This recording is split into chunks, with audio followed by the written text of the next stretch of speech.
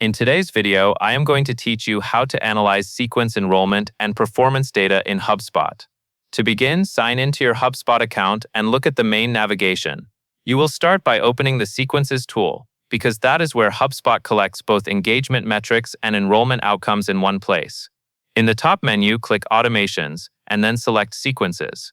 This takes you to the area where your sales sequences are managed and monitored. Next, locate and click the Analyze tab. The Analyze section is designed for reporting, so it helps you move beyond editing sequences and instead focus on what is working, what needs improvement, and how your team is performing over time. Once you are on the Analyze page, set the time period you want to review. Click the Date Range filter and choose the range that matches your reporting needs. For example, you might select the last 7 days for a quick pulse check, or a full month if you want a more stable trend. Keeping the date range consistent from one review to the next makes it easier to compare performance.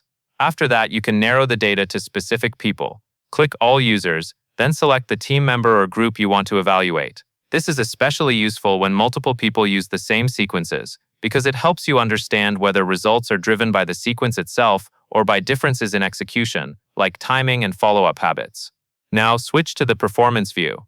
Click Performance to see key engagement rates such as opens, clicks, and replies. These metrics help you judge whether your messaging is getting attention and prompting action. When reviewing, look for patterns across the date range you set, not just one-off spikes. Finally, click Enrollments. The Enrollments view shows individual enrollment status and outcomes, which helps you understand what happened to specific contacts as they moved through the sequence. This is where you can confirm whether contacts are completing steps, pausing, or ending for a particular reason, and use that information to guide your next adjustments. That covers everything you need to know,